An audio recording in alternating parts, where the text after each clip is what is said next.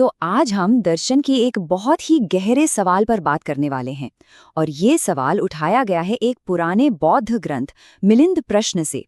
ये ग्रंथ असल में एक राजा और एक ज्ञानी भिक्षु के बीच हुई बातचीत का एक कलेक्शन है और इसमें वो परम सत्य की प्रकृति पर चर्चा करते हैं। तो चलिए शुरू करते हैं इस कमाल की चर्चा को। सवाल एकदम सीधा था। राजा मिलिंद ने ऋषि नागसेन से पूछा, निर्वाण किस ओर और कहाँ है?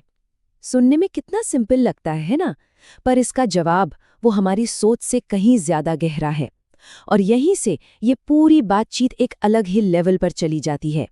तो इस कहानी में हमारे दो मेन कैरेक्टर हैं। एक तरफ है राजा मिलिंद, बहुत ही जिज्ञासु, मतलब उन्हें हर चीज का लॉजिकल जवाब चाहिए, और दूसरी तरफ है ज्ञानी ऋषि नागसेन, जिनका ज्ञान सिर्फ तर्कों तक सीमित नहीं बल्कि अनुभव पर टिका है। तो एक तरह से तर्क और अनुभव का सामना हो रहा है। अब देखिए नागसेन का जवाब क्या था। उन्होंने राजा के सवाल की नींव ही हिला दी। उन्होंने ये नहीं बताया कि निर्वाण कहाँ है, बल्कि ये बताया कि वो कहाँ कहाँ नहीं है।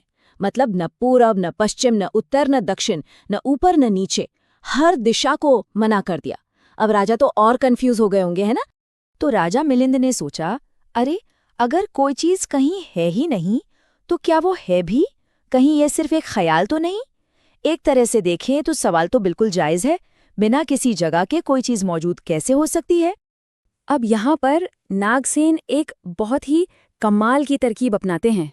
वो सीधा सीधा कोई डेफिनेशन नहीं देते, नहीं, बल्कि वो राजा की सोच को ही बदलने के लिए कुछ बहुत दमदार उदाहरण, कुछ एनॉलॉजीज का इस्तेमाल करते हैं। वो जवाब नहीं देते, बल्कि राजा को खुद जवाब तक पहुंचने का रास्ता दिखाते हैं। तो नागसेन अपनी बात शुरू करते हैं। वो कहते हैं, देखिए, फसल के लिए खेत चाहिए, सही है, फूलों के लिए बगीचा, फल के लिए पेड़ और रत्नों के लिए खान। मतलब जो चीजें पैदा होती हैं या बनाई जाती हैं, उन्हें एक बेस, एक आधार चाहिए होता है। ये तो लॉजिकल है। लेकिन, और यही सबसे जरूरी बात है, निर्वाण कोई बनाई हुई चीज नहीं है। तो फिर ये जरूरी कैसे हुआ कि उसे भी किसी जगह की जरूरत पड़े? और फिर वो अपना सबसे पावरफुल उदाहरण देते हैं। वो कहते हैं, सोचिए, जैसे लकड़ी के दो टुकड़ों को रगड़ने से आग पैदा होती है। आग को अस्तित्व में लाया जा सकता है ना? वो लकड़ी में एक पोटेंशियल की तरह, एक संभावना की तरह छुपी होती है।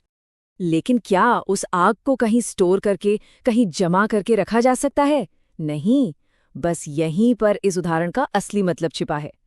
ठीक आग की तरह ही निर्वाण कोई जगह नहीं है जिसे ढूंढा जाए। ये तो एक स्टेट है, एक अवस्था है जिसे महसूस किया जाता है, रियलाइज किया जाता है। तो फिर निर्वाण का आधार क्या है? नागसेन बताते हैं कि इसका असली आधार कोई जमीन, कोई जगह नहीं है। इसका आधार है हमारा अपना मन। एक ऐसा मन जो शांत है, गुणों से भरा है और पूरी तरह से काबू में है। मतलब सारा फोकस बाहर की दुनिया से हटकर अंदर की दुनिया पर आ जाता है। तो बात एकदम साफ है। अगर निर्वाण का आधार हमारे अंदर है, तो फिर बाहर की जगह का तो कोई मतलब ही नहीं रहा, है ना? वो कहीं भी हो सकता है। इसे पाने की जो क्षमता है, वो किसी एक देश या कल्चर तक सीमित नहीं है। और ये बात नागसेन बहुत साफ साफ कहते हैं। इसे यवन, मतलब ग्रीस में भी पाया जा सकता है, चीन में भी, काशी, कोसल, कश्मीर, गांधार में भी।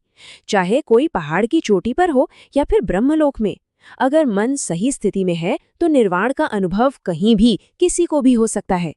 इन सब तर्कों और उदाहरणों को सुनने के बाद राजा को आखिरकार बात समझ में आ जाती है।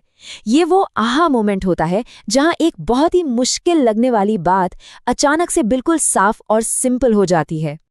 और फिर नागसेन एक आखिरी बहुत ही खूबसूरत उदाहरण देते हैं। वो कहते हैं, जैसे कोई भी कहीं से भी सिर उठाकर आसमान को देख सकता है। आसमान हर जगह है, किसी एक जगह पर बंधा हुआ नहीं है, बस ऊपर देखने की देर है। ठीक वैसे ही कोई भी कहीं भी निर्वाण को पा सकता है, बस उसे अपने अंदर झांकने की जरूरत है। और आखिर में ये पूरी बातचीत हमें एक बहुत ही प्रेरणा देने वाला संदेश देती है। सच्चे दिल से लगने वालों की कोशिश कभी खाली नहीं जाती है। मतलब अगर लगन सच्ची हो, कोशिश पूरी हो, तो मंजिल जरूर मिलती है। रास्ता जो है वो कोशिश में है, किसी जगह में नहीं। तो ये पूरी कहानी हमें एक आखिरी सवाल के साथ छोड़ जाती है।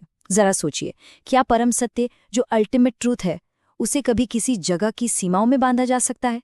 ये एक ऐसा सवाल है जो हमें इस पर और गहराई से सोचने पर मजबूर करता है।